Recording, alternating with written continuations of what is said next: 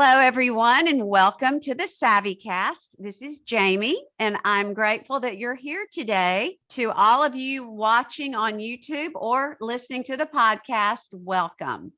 Today, I have a return guest, Laura Dockery, the beautiful and talented face behind Laura Dockery Design. Laura is an old and dear friend. She did a previous podcast on home interior design and trends. Laura, welcome. And was that 2021 that we did? It was before COVID. So it was before COVID. So thank you again for having me. I'm excited about visiting with you and catching up with you and sharing some new ideas and tips with your guests. Yes. Well, Laura, your podcast, and that was before I even got more out there with my podcast. It was in the early days, had huge number of downloads, and it continues to. But your specific industry, although you do push for a timeless look and a lot of tradition, you know that it behooves us to circle back because we've had about 1.5 years since you were here. So lots has changed, and Right. you have a lot to share with listeners that would be relevant to 2022 and home building, home updating, decorating, renovation. First of all, Laura, in welcoming you back, I want to let everyone know that I'm going to link to the previous podcast because there will be a lot of things there that we will not repeat here, like your favorite whites. Right. And a lot of the ways to fill a blank wall. What else? We talked about a lot. I strongly recommend that you listen to the previous podcast. But Laura, I'm going to ask you again. I don't even remember if I was asking this icebreaker question back then. What would you choose as your last meal? That's always what I ask my guests. What would I choose as my last meal? You have never asked me that. Yeah, I think I started that after. I'm shocked. Okay, what would I choose as my last meal? I mean, this is sort of sad and unromantic, but my favorite thing in the whole world is homemade pasta. So I would have to have some cacio de pepe or a lovely gnocchi with toasted walnuts, something really simple and light, but that with a really good fresh salad and a great glass of white wine, and I'm good. I'm pretty simple. Yum. That's great. That sounds good. And do you make your own pasta? I did before I had 3 children, and I do love to do it. My youngest one loves to cook, and all of my children love to cook, but my youngest one loves to do the homemade more than my other 2 probably. And he is a threat to get out the pasta machine and make some homemade ravioli. So sometimes we do that, but I don't do it as much as I used to. Yeah. Well, you've got so much on your plate. Okay, guys, what I want to start, I did put on my Instagram a question box. So there are questions from listeners for Laura, and I do want to hit those, and I'm going to go ahead and hit them first because when people take the time to ask a question, I want to make sure that we address it. Absolutely. So Laura, are you okay if we just hit those first and then we'll get into some other things?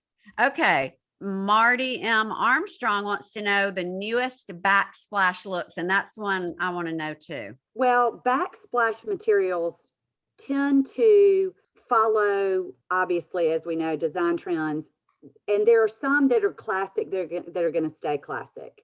Anything with natural material, marble, mosaics, those kind of things are going to stay around. They're not going anywhere. A lot of people have chosen to keep their backsplash more integrated into their countertops and not have that separation in design.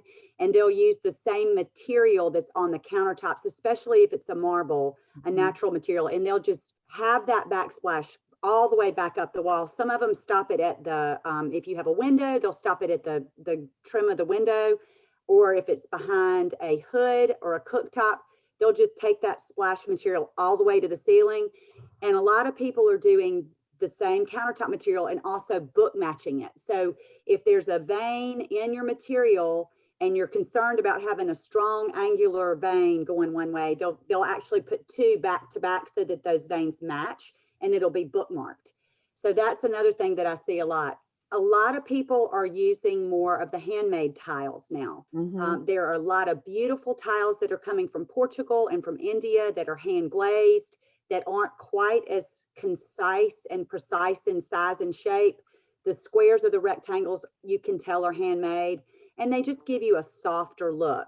And all of those run the gamut on price range. So the best thing I think to do is just consider your budget and look and see what's out there. And I think if you go ahead and go with what you respond to immediately, and you have an initial response to it and you really like it, then you're not going to get tired of it as quickly, and you will be more satisfied for a longer period of time. Okay, that's fabulous. Now I want to ask you, is brick ever going to come back as a backsplash? Brick as in like exterior brick? No, interior for a backsplash. I know in some homes there will be like a brick wall or even brick flooring in the kitchen.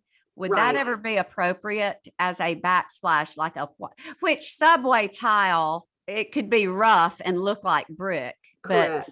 But the thing about brick is that it is so strong in color that I think and it's also, as a backsplash to me, a little more rustic. And so I think if you have it in a farmhouse type situation, or you have a refurbished home, you have an interesting brick wall that you can incorporate into your kitchen, definitely think it can work.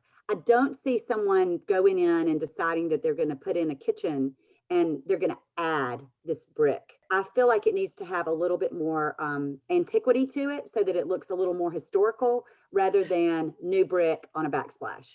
Okay, that is perfect. That makes sense. Okay, my friend Summer Walden, she is a realtor actually, and a dear friend. Is the open concept trend fading? Are moody colors becoming more popular? I don't even know what a moody color is. Well, let's start with the first question. Open concepts. I think that open concepts are here to stay. And the reason I think that is because if you entertain, an open concept allows more free flow through your home. However, having lived in a house that was built in the 60s that had a lot more smaller rooms, and having a house that has a more open concept now, I think you just have to take into consideration how your family lives. Some people like to have separation between small children. Some people like to have open rooms because they entertain a lot, they cook, they have fundraisers. It depends, I think, on the stage where you are in life and what's important to your family. So I don't think open concepts are leaving. I think that there are some people who will always really appreciate that. It is more of a contemporary feel, and some people like a more classic home. And the thing is that we always have to remember is if you love it and it inspires you, it can work for you. It's not a cookie cutter thing. Your home should embrace you. Your home should make you feel comfortable. You should feel relaxed there, but you should also have it serve its purposes. So it's going to depend on your family and what you do and how you need to use those spaces. That's what I think is the most important thing to take away. As far as the moody colors, I was in Atlanta this weekend shopping at ADAC, and I was a little surprised at how many dark, bright, vibrant colors were in play. Now, there's still a lot of neutrals, and those bright, jewel, moody colors were in small doses. Lots of pillows, trims, artwork, but I still sense that the neutral palette is here to stay for a while. The nice thing about pillows and the nice thing about accessories is, as colors change, we can rotate those out and bring other things in without having to recover a whole sofa. I would still stay clear of dark, moody colors in large quantities, as in drapery or a sofa. The only time I veer away from that is if I have a gentleman's office or a media room, somewhere where you retreat to. But for living itself, I like to keep things light and a little bit fresher. Oh, that's great. And if someone is, say, like I'm about to doing a kitchen renovation, would you consider, like, I'm all white and light for an island? Would you do a moody color to set it apart, or could you do a soft pastel? Are those at all in the range, like a soft? Absolutely. Okay. Absolutely. And I do think it's important. What I think is another great takeaway from this discussion that we're having today is that we've got to remember that it's not a one size fits all. Jamie, you don't want your house to look like mine, and I don't want my house to look like yours. So what you want to do is you want to find things that inspire you, things that you love, things that make you feel happy when you're around them. And that's what you want to surround yourself with. And there's no wrong way to do that. Trends are going to come and go. If you love what's in your home, you're going to love it for a long time. There's a classic way to do a house, and then you can pull in trendy things with small doses of fabrics or a hide rug or some lovely art or some interesting accessories, and you can bring some trendy things in without altering the timelessness of your home. And I think from a stewardship standpoint and from a practical standpoint, if we can get to the point where we have a great base palette and then you pull things in as new accessories come out, or your opinions about different artists come out, or you change your opinions about things, then you can rotate things through your home and pull things either from other rooms and change up a vignette, or you can add things and move things that you've gotten more tired of, as if it's a painting or a tapestry, into another room. And you can keep those things, but invest in things that you love, that you don't think you're going to get tired of, because even if you don't want to keep looking at them in your living room, if they migrate to another room, you'll love them there too. Oh, that is great advice. That is wonderful. Okay.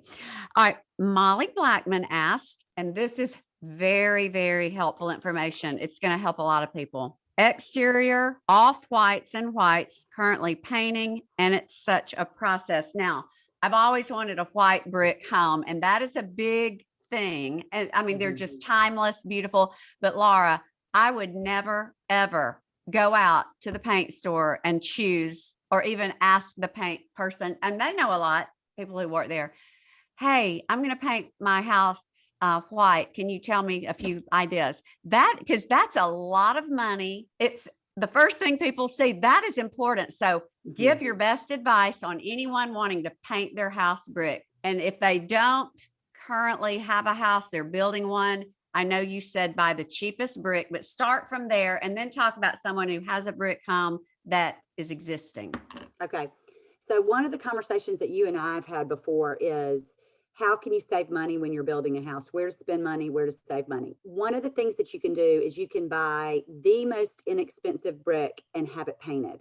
And when you do that, just be mindful of the fact that there, again, is not a one size fits all paint color. And what I mean by that is your colors are affected by the surroundings. So if you live in Texas and you have a very brown hill country environment, the white that you use there is going to be very, very different from a white you're going to use in Birmingham, where you have a ton of greenery outside. Yes. I think, and I believe this wholeheartedly, that having someone consult with you about your exterior paint colors is the best way to spend money. Oh, absolutely. There are some great whites, and I can give some general ideas, but I would not give anyone one color and say, this is the end all be all white. It looks good in every environment, because there are things that affect it. So if somebody said, I live in Birmingham. Let's say Birmingham. Okay, let's say Birmingham. Let's say I wanted to paint my house white, Laura, and you know I've got trees. Most people in Birmingham say, Jamie, why don't you choose between these two and then do your shutters and door this color? Okay. Well, one thing that you have to be careful of is whites look a lot brighter outside on a huge brick house than they do on a paint chip that's this big. So you cannot take a white paint chip and think it's going to transfer, because the sun is going to be really bright. So I never go, if you look at a paint strip that has all whites on it, I'm going to pull one out real quick. Okay. These are great interior colors. I would not use these for the exterior of my house. Do you see that? Yeah. Now the people listening on the podcast can't see any of that. So this is called Wool Skein by Sherwin-Williams, and it has a tiny bit of warmth. And how do you pronounce that? It's called Wool Skein, Skein. It's Sherwin-Williams number 6148. And I have used it on the exterior of homes in Montgomery, and it is beautiful up. When you look at it on the paint strip, it looks a little it's darker than a white. And that's why I want to emphasize to somebody that you do not want to get a stark white to paint on the exterior of your house. There are a couple of other colors that are really good whites that are from Pratt and Lambert. There's one called Classic Gray. It's a little cooler than Wolfskin, but it is a warm gray. And when it's on a house, it almost looks white. You really don't want paper white. There's also another Pratt and Lambert color that I like a lot called Phantom. Those are great starting points. And if you just can't afford to hire somebody, there are some places online where you can order 12 by 12 swatches of paint. You can go to Pratt and Lambert's website. You can go to Sherwin-Williams, and they're either 12 by 12 or 18 by 18s. And you can order some of those and you can put them up on the exterior of your house. It's important to look at it in the bright sun and then when it gets a little bit darker in the afternoon, so you can see what that paint's going to look like throughout the day. Okay, now Laura, these colors are great. Would you paint your shutters a different color or just? It depends on the house. It depends on your roof color. It depends on the home. If it is, sometimes I do the shutters the same color. Sometimes I do them just a tiny bit darker. Sometimes if it's an older home, I may go with a charcoal if it has metal window casings and they're dark, or if you have a darker roof. I take the whole project into consideration and look at that. What's the materials on the ground that you're considering as far as your entryway? What are your steps, your concrete? Is it stained? Is it natural stone? There's so many things that you need to consider when you're selecting exterior paint colors. But those three are a great place to start if you're looking for the body of your house. Okay. And you do work virtually.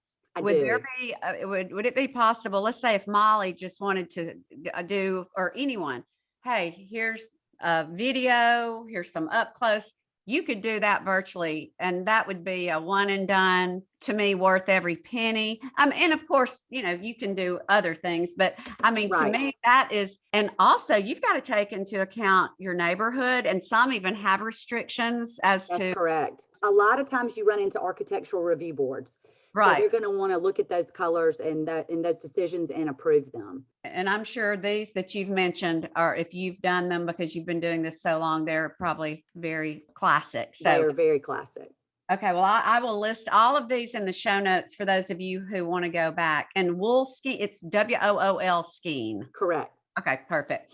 Okay, now let's see. We've got, since we're on paint, Lisa Brasington asked popular wall paint colors. I will say we can refer back to the last episode, and you mentioned all of your favorite whites. And so we'll refer to that. But Laura, is there anything new for 22 and popular wall paint colors? We all know White Dove. That's right. That will never go away, but anything new in addition to what you've already mentioned? Well, I use Sherwin-Williams whites a lot because I like them. So if you hear me refer to them, I use Neutral Ground from Sherwin-Williams. I use Dover white. It's a little creamier. Let me see. I'm flipping through my fan deck because I'm getting old and I can't remember the names. I use Origami white. If you want something a little creamier and with just a little bit more color, I use Shoji white, which is SHOJI, and I also use White Duck. Oh, White Duck! I've not heard of that. What is that like? It has a little bit more color than Shoji white, but it's still a very, very beautiful creamy white. I use Natural Choice if I want something that's got a little bit of kind of a creamy, it's got a touch of gray in it, but it does not read as gray at all. I'm flipping through to see what I've used recently. Yeah, because a lot of these you did not previously mention. Well, I have spent decades trying to paint myself out of Manchester tan, which is a fabulous, it was a Pottery Barn color and it was great for a while. But then when the white became so big, it was hard to, so I'm currently living in a 75% lighter Manchester tan. So that's why all of these though are going to be good whites that are easy to work yourself into another color from. Right. Change. Okay. Right. Okay. Awesome. What is the latest color for inside your home, but not white? So a non-white interior. A non-white interior. Okay, so a lot of what I am seeing a lot of is a beige. And when I say beige, I'm not saying Manchester tan. It's not really that dark, but it is value-wise between a white and a Manchester tan. So it's a little warmer, not quite as stark, but very neutral and very easy to put other colors with. Okay, so Laura, is this a color that is called beige, and is it Sherwin-Williams? What is it? And I would think that you would probably want to go with something, let's see. now I also want to ask you, because she may be asking this as well. You definitely give us this beige, and then I want to ask you about, and I told you that I have a friend who's wanting to paint her library green. Okay. One of the I would look at Grecian Ivory, which is Sherwin-Williams 7541. for a little bit of a non-white. A little bit of a non-white. But the green, that, because isn't that one of the trending colors, green? Well, jewel tones are trending, which I know it's scary for you and for me, because I harken back to the 80s where people had crimson and maroon and green and navy. Gold. Oh my Gold. goodness. Mm. Oh, yeah. So, but I do know, and like if you're going to paint, let's say a beautiful library or a man's office, is there and the new trends, is there the white dove of greens, one that everybody seems to be using that looks great? Well, what I try to do if I'm going to swath a room in color is I find a fabric that I'm going to use for upholstery on the sofas or chairs, and I match that particular fabric so that the upholstery and the walls are all very cohesive. And I do cabinetry, baseboards, crown molding, everything would be all swathed in that color.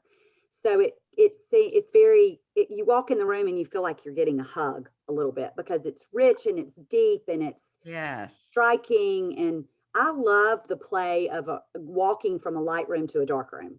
I think it's very interesting. I don't want it to look like Easter eggs. I don't want every room to be a different color. But if I can transition from a bright light room and then go into a darker room, to me, it just makes the interior more interesting. You have to be careful about that. You need some natural light if you're going to do a dark room. You need some sunlight coming in. Need at least one window.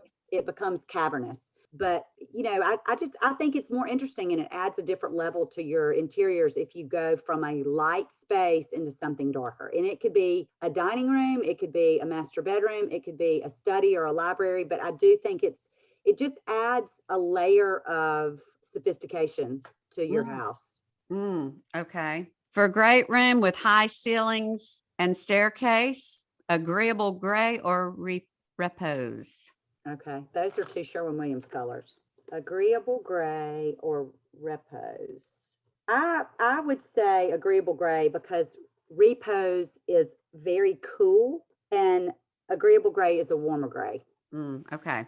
All right. Now, Emily asks, is a dark brown island with a whitewash still in style and classic? It depends on what you're talking about. Are you talking about dark brown paint? Or are you talking about a dark brown wood with a lime wax? I stay away from faux finishes, because if they're not done extremely well, they just don't age well. So I stay away from faux finishes, but I love a lime waxed wood. And that is an oak, and someone's taken the grain and opened it. It's been stained and then it's lime waxed, so that open grain and texture of that wood shows through with the lime wax. It's a little hard to carry off in a small kitchen, but if you have a large kitchen, obviously, depending on your floors and your hardware, it can work and be stunning. Okay. That leads me to, is the trend for all white kitchens changing? I don't think we will ever get away from all white kitchens. I do think that people, because they've been home so much and they looked at their homes for so long, people are ready for a change. And what I am seeing is that more people are introducing more color. And I am more of a classicist. I'm not going to change my backsplash every 2 to 3 years. I want something that's very classic that I'm going to be happy with for a long time. But if you're in your house for a short period of time and you want to do something really fun and different, like I said before, there are some great handmade tiles that offer some patterns and colors that you can enhance with a lighter background of the kitchen and then have an interesting backsplash. But I don't think I don't think people are ever going to be tired of all white kitchens. They're just classic. Yeah. And they're so clean and They're fresh. And so clean. yeah. They Yeah. really are. Okay, Laura. So this leads me to, I think, and I hope I have asked all of my followers questions. One I thing. thought of one that Okay. someone sent me. Okay. They asked, how do you design for 3 boys under 4? Oh, that's right. Oh, yeah. First, I have to say bless. But I think that you can have a lovely home with boys. I have 3 children, but 2 boys, and mine were rambunctious, so I can sympathize with anybody. What I would do is try to find material that is going to hold up to hard play. And what I encourage people to use is a lot of indoor, outdoor materials. Even 10 years ago, they were scratchy and hard and not comfortable. Today, there's velvets and chenilles and beautiful linen-like fabrics that you can use that are perfect for kids. I use sunbrella type or indoor fabrics a lot in bathrooms on shower curtains because you can spray them with bleach if they get mildewed, which they rarely do anyway. But there are so many lovely options today. I would do indoor outdoor rugs because you can take them outside and hose them off. I would do indoor outdoor materials. And I would just do things that are soft and comfortable because boys play hard. Laura, you mentioned indoor outdoor rugs. You and I had this conversation. I had to throw away the most beautiful, and it was I think it was custom cut and bound, and it was like 15 by 13 sisal rug because the dog threw up on it, which they are always going to throw up on the sisal rug. They're never going to throw up on the tile or the hardwood. No, the reason they do that is because it smells like grass. It's a natural product. Okay. Well, anyway, and first you have the tip of all tips, how to clean that. But I sent mine to a very renowned carpet cleaning place. It came back shrunk and ruined. So I had to throw it away. So number one, can you tell us how to clean a natural fiber sisal or seagrass? But number two, in fact, go ahead and pick one out for me. I'm ready to have a rug. I do not want sisal again. Okay. I know you have a trick that you are willing to share, but Laura, I want something that I can hose and that can have bleach. So first of all, how do you clean it if you've got one? Well, the first thing you have to do, and I showed you a picture of my rug because I had the same thing happen about 2 weeks ago. And I have thrown out many. I had the same rug that you have, which is actually a siskiyou fiber, which is a wider, fatter carpet material than a seagrass. So I've not done this on seagrass. I've done it on siskiyou, which is also a natural fiber. So I can't imagine it wouldn't work on both. But the thing that I did was I got as much of the throw up off of the top of the rug without scrubbing it. Just scooped it up and then I let it dry. And then I vacuumed it and I got as much of it off as I could. It, and when it's dry, it kind of flakes off. So I did that. And then I have a product and I'll have to screenshot and send it to you. It is a carpet cleaner that has some hydrogen peroxide in it. And when I tell you that the vomit was the color of yellow mustard, I didn't think it was going to come out. It was disgusting. And I sprayed this product on it, and I left it on it, and it left a huge wet mark, which normally even a water stain will not go away on this natural fiber rug. That's right. Left a huge watermark on the rug until it dried. And when it dried, it was 90% gone. Then I sprayed it again, thinking sometimes the enemy of good is better, but I'm going to do it anyway. And I sprayed it again, doused it, kind of blotted it up, totally gone. You cannot see one trace of it. So I'll get the product name to you and get it to you with the quickness. I don't know how it responds on other products. I have some other tips, which we can, I'm happy to share with your viewers and listeners about things like how to get red wine out or how to get coffee out, or if you have a dent in your rug because you move a piece of furniture, what to do about that. I'm happy to share those tips.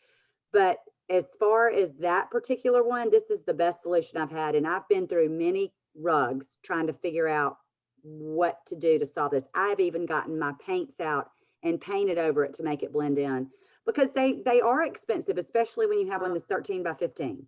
So I wish I had I will share that product with your readers and viewers and listeners. And Laura, can you get, okay, so you had the Siskiyou, that is the best, and before I had to get rid of it, I literally every week somebody would be DMing me and I would always give them the exact color pattern. Can you get that Siskiyou, or however you pronounce it, sisal look in an indoor outdoor? It was a neutral, it was sort of a linen, a lighter, it didn't have that rough. Oh, I love that. Okay, so this is 100% polypropylene. And I just happen to have this by my desk because I'm using it at a lake house. Do you have it in a wider look though, more like the system? There's dozens of patterns. I'm gonna see if I have any. Oh, that looks fabulous though. But I would love to duplicate exactly what I have in my den, but just be indoor outdoor. Because you know what? We're always going to have babies and dogs. That's pretty. Okay.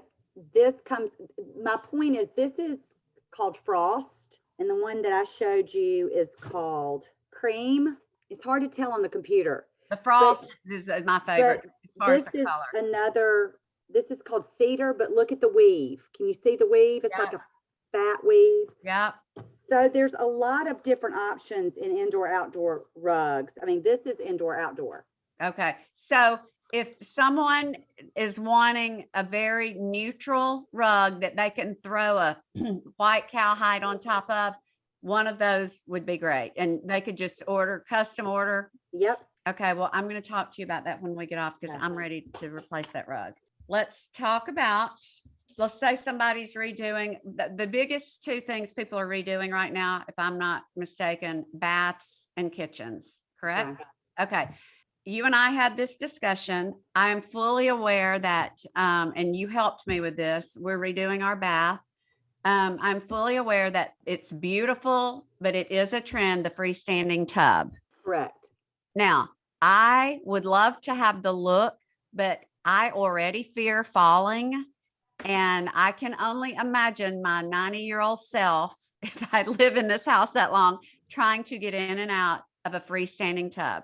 And you share with everyone what you shared with me and how now I'm so excited about what we're going to do that's not freestanding. But tell everyone what you said, because a lot of people listening are probably in our age group. We are mid-50s and we do have to think about, we have to consider these things unless we plan on redoing again when we're older and not quite as agile. Right. Well, I think it's important when you're our age to have something to be able to sit on and then pivot to get in and out of the tub. The problem with freestanding tubs is there's no, other than the edge of the tub itself, you don't have a lot of room for balance. And if you do slip, there's not a lot of places to prop or stop your fall. I love a freestanding tub. I think they're beautiful, but I do think you have to be mindful about long term. If you're 25 and you're redoing your bathroom, get a freestanding tub if that's what you love. If you're 55 or 60 and you're redoing your bathroom, you can get a beautiful tub surround. You can do the face of the tub in a variety of materials. It could be some kind of stone. It could be slab material. It could be a combination of wood and slab. We can do solid surfacing on the top. I think one of the things that you and I have recognized that is probably not for you is some small tile on the top of your tub surface that's going to be, you got to manage. So let's do solid surfacing of some type and give yourself and whomever wants a tub a place to perch or to prop up on or to lean on. We just need those extra things for support as we get older. And I think it's important to realize that look is great, but if it doesn't work for you, you know someone who had a bad fall. I know someone who's had a bad fall, and those things, the older we get, are harder and harder to recover from. And I just think there's a lot of ways that we can have a beautiful tub surround and still be design trendy or design hip, but not at the risk of our well-being. Oh, that's so helpful. And Laura, let's talk bidets Okay. and heated floors. Well, my Those- favorite thing to do in a bath remodel, especially when you're doing the floors, is to put in heated tile. It is not difficult to do. It is a system that is not overly expensive, but it is something that you have to think of on the front end. It is not something that you want to go try to add after you've already done your bathroom. It's lovely in the wintertime. You can adjust the temperature. You can turn it off in the summer if you like your feet to be a little cool in the summer, but it is so nice in the winter when you get out of the bed in the middle of the night to not have the shock of a stone cold floor on your feet. What are we looking at cost wise for a typical size bathroom? Because you're not the only person who has told me it is worth every penny, and I do plan to do that. But what are we looking at? Well, your installer has their own fee for what they're going to charge to install it, but the materials are under $1,000. Okay, and then the installation. Yeah. So, Okay. and of course, that depends on square footage and all of that. Sure. But it is basically, there are two different types. There's one that has water that runs through a hose underneath your flooring, and then there's an electrical current that is put in under your flooring, and all it does is just slightly heat those tiles. Worth every penny. Okay. Now, in our little shopping trip, I tried the heated toilet seat with bidet. I think that's worth every penny. What are you seeing in all of your clients? Are Well, people splurging first of all, we need people to understand that you sat on it in the showroom, but you did not really try it. No, they had one in the bathroom. Oh, I didn't know Yeah, that. so I did try it. And that very night, I went to Zane and I stayed in the presidential suite at Rossbridge, and they had, their bidet was the old fashioned. It did not have a soft seat and it was not heated. I would not buy that, but I think that's more the traditional. They had the toilet and then a bidet, but Right. now you can get the heated soft seat that is also a bidet. And I was like, sign me up. That's fabulous. Are you seeing a lot of people splurge on that? I am seeing some, and I do think it's something that older people appreciate more than younger people. The thing that I think you have to be careful of is, as you know, when we were in the showroom, is there are lots of toilets that you can get a bidet seat for, but those seats have to be plugged in somewhere and they have to have some systems. So in a lot of situations, when people try to add a bidet seat, there is a lot of messy wiring, tubing, duct stuff sticking out. I would not go that route. There are toilets that have it integrated and it all just disappears. If you're going to do it, I would definitely get the one that is the less cluttered. And, you know, my favorite toilet is Toto. So I think that's a good route to go. And they have an introductory level bidet system that is compatible with several of their toilets. And as funny as it sounds, I do recommend people to go sit on them because there are comfortable toilets and there are some that are not so comfortable. And if you're going to get one, you might as well get one that fits you and is the most comfortable for you. That's great. Okay. Bathroom. Are you seeing a lot of people using the installed glass, mounting the fixtures on top of the glass, or are you seeing more mirrors with sconces for the counter? Because I know the latter is probably more expensive, but I think it's a much more timeless look, don't you? Well, I think that depends. If you have a narrow space and you don't have a lot of room for sconces, I do mount my sconces on the mirrors sometimes. But you can't go wrong with a beautiful mirror and a pair of sconces on either side. I mean, that is a classic look. And again, if you want to eventually change out those sconces because 10 years down the road, you're tired of that look, that's an easy thing to replace. Whereas if you have one attached to the mirror, you may have some other issues that you have to work around. So it's really about flexibility. Okay. I think a lot of people care about countertops, and in my particular kitchen, we're keeping the periphery, which is a lovely London gray quartz. And I would love for you to differentiate between quartz, quartzite, marble, and then what I have picked out. So what we're doing, and Laura, you suggested this, is make a fabulous island with a different material that coordinates. So we found a slab of dolomite. Is that correct? It is. And I love it. And wow, I never knew about it. Is it new? It is not new, but it is more present in more showrooms now than it has been. What I have seen is that people love the look of marble, but in a kitchen, it's very impractical if you cook because it scars, and citric acids, vinegar, tomato juice, lemon, orange juice, they etch the finish on marble, or a red wine will actually stain it. Some people don't mind the patina. Some people cannot stand it. So dolomite and quartzite are also natural materials, and they are between granite and marble in the hardness spectrum.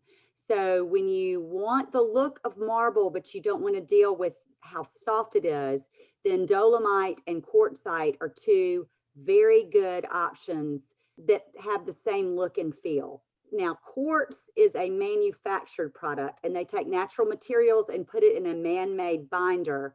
It's the hardest surface, and it's the most resistant to heat and scarring and chipping. So it's a great all-purpose, very practical countertop option. But sometimes, as you know, some of the lighter ones look a little prefabricated and aren't as lovely as the natural materials. So I love to use quartzite and dolomite. Laura, can you, well, first of all, and I want to backtrack because I do have quartz, but I have London gray and I have it honed. And if when you hone London gray, it's a warmer, but it's also got gray. It does have a marble look, and that's why we're keeping it. So if those of you listening or watching want a quartz that is hard, I mean, I've had this and I am rough on my kitchen. If you will hone a London gray, you're going to get a marble-ish look. But Laura, what we found for the island, and it goes beautifully with the London gray, and is mystery white dolomite. Correct. Laura, to me, now you see all these all the time. It looks just like marble to me. It does. The difference is, if you can say, the color is exactly like marble, especially the slab that we selected for you. It's, for lack of a better way, it's the graining of it, like the actual texture of the dolomite. It has a little bit of a different look than marble does. And I think you'd have to look at them side by side so that you could see the true difference. But it is a stunning material, and it is bright, and it is cheerful, and it is timeless. And I don't think anybody would ever get tired of it. It is not at every showroom, but I know it's available at several in Birmingham. So if you're interested in a dolomite cooktop or countertop, excuse me, I shouldn't say cooktop. You're not going to cook on it. Go to some of the local slab showrooms and just ask them to show it to you. It's beautiful. And there are different varieties. Some of them have more gray. Some of them have more cream. Some of them have other color in them, actually. And so there was one slab, the one that I'm getting, and it was honed. And then there was another one that looked equally beautiful that was leathered that I had a hard time. So there's so many different looks. So I would recommend that people consider dolomite. So, and then is granite still a thing? It is. What I see is that most people are getting away from the granites that I say are quote unquote busy. Yeah. As in they have a lot of activity going on in them. Most of the time when I see people using granites, they're using the darker ones. And a lot of people aren't using darker ones in kitchens, but they may be using them in a bar or a butler's pantry or something like that, where they like a little bit of dark, but not all over their kitchen countertops. So those are great opportunities and options. And they're less expensive because dolomite and quartzite and marble are the most sought after. And as we know, it's like everything else, is based on supply and demand. Right. Okay. What is your best advice to people who, like many of us, are wanting to remodel or update? And we are facing supply chain issues. Number one, you've got to, if you're doing cabinets, would you recommend finding a cabinet maker first? Because, well, just give your best advice. Well, my best advice is that you're going to have to display a level of patience that we haven't had to have before in this industry. I have, in 20 plus years of doing this, never run into as many supply chain issues getting things in a timely manner, be it custom cabinetry, rugs, even paint. There's been paint shortages. So I think the first thing you have to do is realize that what you're doing is for the long haul, and to go ahead with a mindset that it's going to take longer than it should. Mm-hmm. Then I think the best thing to do is to carve out your calendar based on what's going to take the most time. The first thing is go ahead and select your materials. If you know you want dolomite and they don't have it in stock, tell them when they get some in to let you know, and ask them what the lead time is. Is it 2 weeks? Is it 2 months? Is it a year? Because those things are going to determine whether or not you're going to be able to use that product. Pick your backsplash, get the things that you want, your hardware, because all of those things have been slowed down because of COVID. Mm-hmm. So the first thing you do is pick all your materials. The first person you need to hire after you talk to a contractor, whether you decide you're going to contract it out yourself or you're going to hire a contractor, is the cabinet manufacturer. They are backed up for months. So get the calendar out, go ahead and get them committed to the date. They can wait while you get CAD drawings, while you get your plans together, but go ahead and line them up and get them on your calendar. But your materials and your manufacturers are going to be the ones that are going to determine what and when things can be started. So if you have your materials picked first and then you have your cabinet person lined up, your cabinet person takes several months to complete your job based on the size and scope of the plan. And then those materials are coming in so that your contractor is not waiting and your kitchen or your bathroom are not disrupted for months on end. So it's really now become so much more important to have all those things figured out and ordered before you even get started because of time delays. Well, and also appliances. Now, one trick that you and I were talking about is if you don't want to wait, I think Sub-Zero is over a year, or at least someone said that in one of the places I went. But if you can find any brand that is legit and works, just get it panel ready, because you're not going to see it. And then you can typically just find something, but just do panel ready. Right. Now, and I guess this is a question that's unique based upon where you're shopping, but like I'm thinking about, okay, I'm going to order this dolomite, but it won't be August. Do you ask your cabinet person, hey, can we ship the dolomite to where you work, where you build? What about these appliances that we're not going to be able to, where do we put everything that we're ordering so early? Because we've got to order it and have it ready, but we don't have a place for all these things until we actually start the building process. Right. Most places with countertop materials will hold those supplies for you. You've paid for them. They'll just keep them on site.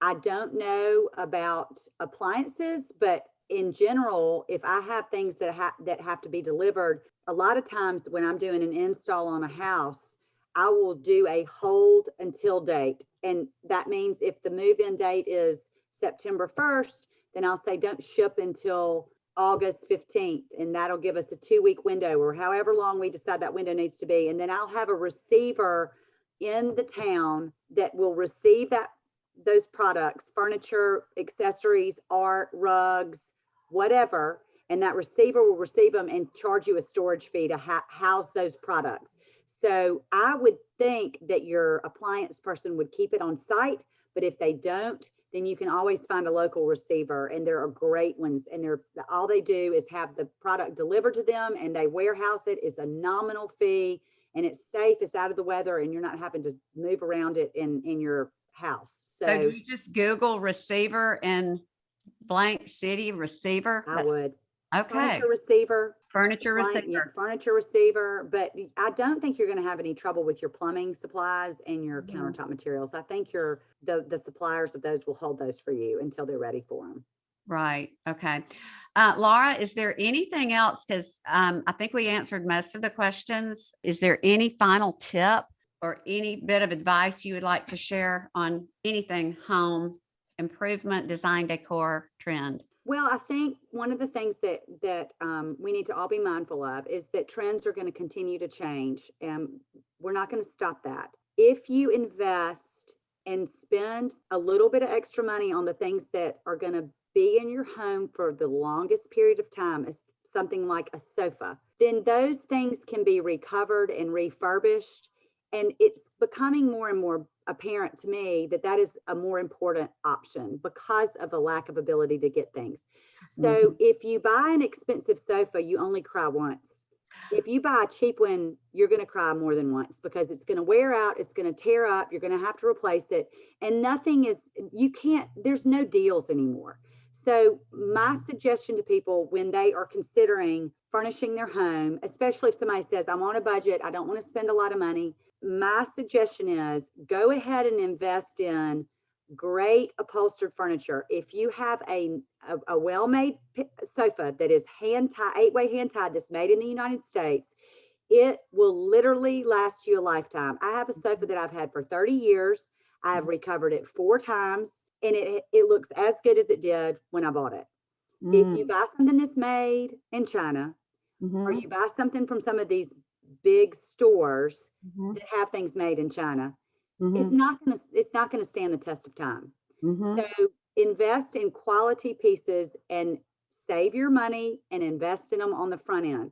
The other thing that I want to say is if you're building a home and you want to know where the best place to spend your money is, windows and doors on the exterior. Don't cut corners on those. Your house will look cheap if you get cheap windows and cheap doors. On the inside of your house, invest in good quality flooring material, good lighting, and wherever you spend the most time. For Jamie, it's her kitchen. So she wants to spend more money on her kitchen countertops and her backsplash. If you entertain in your living room or your dining room, start to look for investment pieces. You can fill in with chairs. A chair is obviously less expensive than a sofa. You can find a little chair somewhere here or there and work it in, but get those good investment pieces and save your money and spend the money where it needs to be spent so that you're not replacing a window or you're not having to go back and replace cheap flooring, because that is so much more expensive than doing it one time right. So that's great advice. And one more thing that you shared with me that this might also be helpful to others. My hardwood has been here since 2001, has not been refinished. I had in my mind, I was going to, since I had to refinish, go with a darker, because that's such a good look, the darker hardwood. But you pointed out that if I do that, I've got to go upstairs, on the stairs, because everything connects. So you said just get thankfully I've got walnut, which is just the very timeless, because I literally was about to have to redo everything because I wanted to change wood floor colors. Right. So are you finding that a lot of people don't really understand that? Well, it's very hard to find a place to start and stop. So unless you have one big room that's a great room, or one big room that's a living room, or one big room that's a dining room, and that's it, most people have situations like yours where you walk in and you have hardwood floors in your whole downstairs, and then you have them up your stairs, on the gallery, in the gallery, on your second floor, on your banister. I mean, you had it everywhere. So you start to get into a whole lot of work. If you have light scratches on your floors, there's a great solution. It's called Minwax scratch cover. You can buy it at the grocery store. Put it on a cotton ball, rub it over those little marks where your bar stools have slid in and out.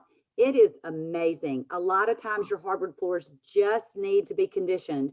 You can call a hardwood floor specialist in your city and ask them if they can come and look at your floors, and they can condition them because they just get dry. So there's several things you can do to avoid having to get into a whole redo. And a lot of these are little tricks of the trade, and it makes a big difference. Laura, thank you. You have been so helpful. And I will put Laura's contact information in the show notes where you can get in touch with her. But follow her, those of you who are on Instagram, at Laura Dockery Design, and you can keep up with all the beautiful things that she's doing, all of her projects, and get inspiration. So, Laura, love you, friend. Love you too. Thanks for having me. I enjoyed it. Okay, you have a fabulous day. You too, dear.